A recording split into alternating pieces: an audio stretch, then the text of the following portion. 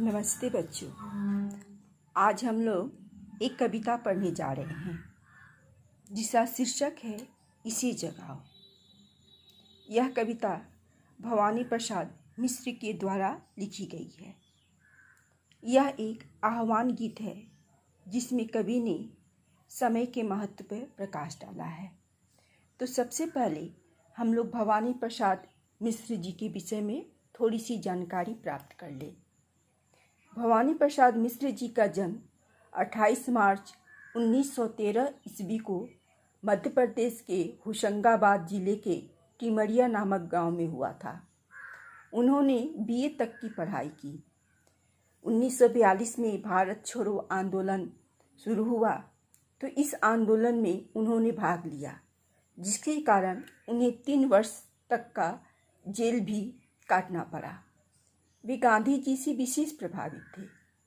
1985 ईस्वी में इनकी मृत्यु हो गई। इनकी प्रमुख रचना है गीत फरोश, बुनी हुई रस्सी, सतदल, त्रिकाल संध्या आदि। इन्होंने हमेशा आशावादी दृष्टिकोण को अपनाया है और यही भाव इस कविता में भी उभर कर आया है। जैसे मैंने पहले ही बताया कि यह एक आह्वान गीत है और इसमें कवि ने प्रकृति से प्रेरणा लेते हुए मानव को कर्मशील रहने की प्रेरणा दी है। तो सबसे पहले हम लोग कविता का वाचन करेंगे। जैसे आह्वान गीत है, अर्थात इसमें कवि ने कविता के माध्यम से लोगों को पुकारा है, मानव को पुकारा है समय के महत्व को जानने के लिए। इसलिए इसमें संबोधात्मक शब्दों का प्रयोग हुआ है। इससे एक आत्मीय भाव कविता में आ गई है। कविता देखेंगे। भाई सूरज जरा इस आदमी को जगाओ, भाई पवन जरा इस आदमी को हिलाओ। यह आदमी जो सोया पड़ा है, जो सच से बेखबर सपनों में खोया पड़ा है। भाई पंछी इसके कानों पर चिल्लाओ, भाई सूरज जरा इस आदमी को जगाओ। वक्त पर जगाओ, नहीं तो जब बेवक्त जगेगा यह, तो जो आगे निकल गए हैं उन्हें पाने घबरा के भागेगा यह। घबरा के भागना अलग है, क्षिप्र गति अलग है। क्षिप्र तो वह है जो सही क्षण में सजग है। सूरज इसे जगाओ, पवन इसे हिलाओ, पंछी इसके कानों पर चिल्लाओ। तो इस तरह हम लोग देख रहे हैं कि कविता बहुत संक्षिप्त है, शब्द भी बहुत आसान है, लेकिन इसके माध्यम से कवि ने एक बहुत बड़ा संदेश मानव को दिया है। अब हम लोग कविता के भावार्थ को देखेंगे। वैसे यह कविता बहुत ही रोचक है, सबको पसंद आएगी। कवि ने मनुष्य को आलस से छोड़ने और समय पर जगने की प्रेरणा दी है। कवि सूरज से और पवन से कहता है, भाई सूरज जरा इस आदमी को जगाओ, भाई पवन जरा इस आदमी को हिलाओ। तो कवि सूरज और पवन से कहता है कि यह मनुष्य बहुत समय से सोया पड़ा है, इसे जगाओ। अर्थात सवेरा हो गया है, लेकिन मनुष्य सच से अनभिज्ञ अनजान बना अपने ही सपनों में खोया हुआ सो रहा है, अतः इसे जगाओ। भाई पंछी इसके कानों पर चिल्लाओ, भाई सूरज इस आदमी को जगाओ। वक्त पर जगाओ, नहीं तो जब बेवक्त जगेगा यह, तो जो आगे निकल गए हैं उन्हें पाने घबरा के भागेगा यह। कभी पंछियों से कहता है कि सोए पड़े हुए इस मनुष्य के कानों के पास जाकर चिल्लाओ ताकि ये जग जाए। इसका वक्त पर जगना जरूरी है, अन्यथा देर से जगने पर यह घबरा कर उनको पाने के लिए भागेगा जो इससे आगे निकल गए हैं। घबरा के भागना अलग है, क्षिप्र गति अलग है। क्षिप्र तो वह है जो सही क्षण में सजग है। सूरज इसे जगाओ, पवन इसे हिलाओ, पक्षी इसके कानों पर चिल्लाओ। कवि कहता है कि घबराकर भागना और तीव्र गति से भागना दोनों में अंतर है। क्षिप्र गति अर्थात त्वरित गति, तेजी से चलना।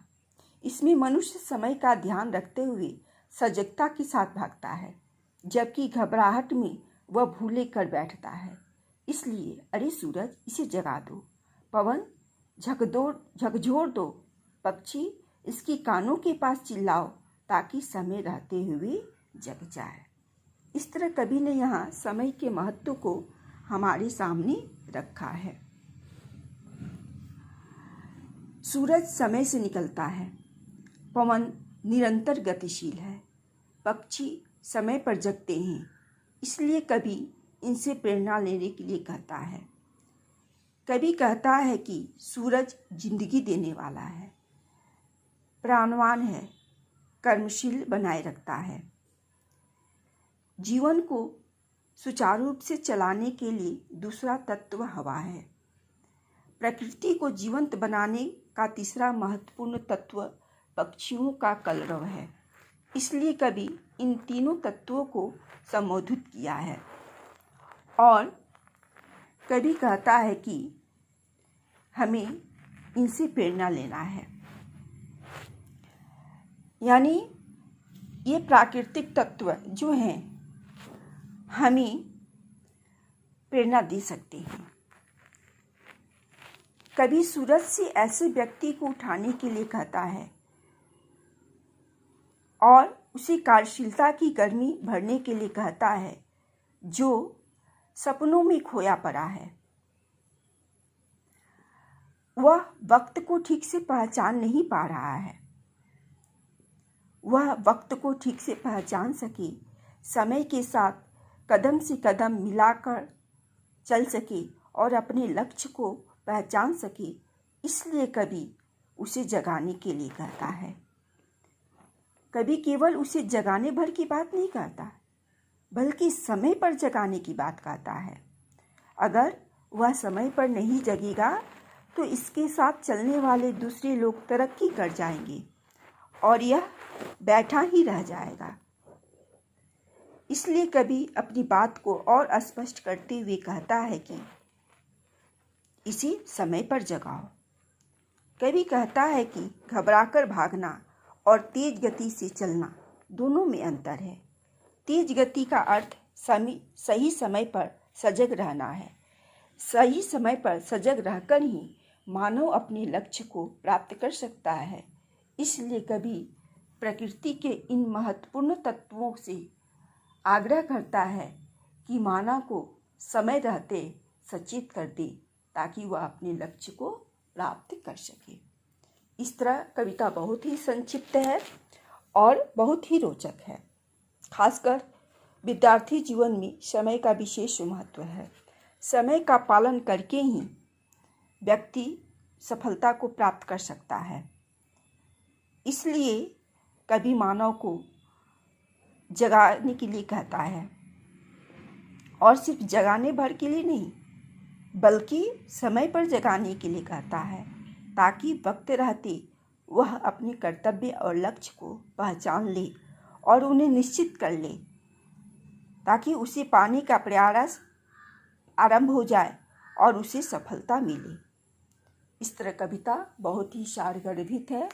आशा है सभी बच्चों को यह कविता जो है वह पसंद आई होगी। धन्यवाद।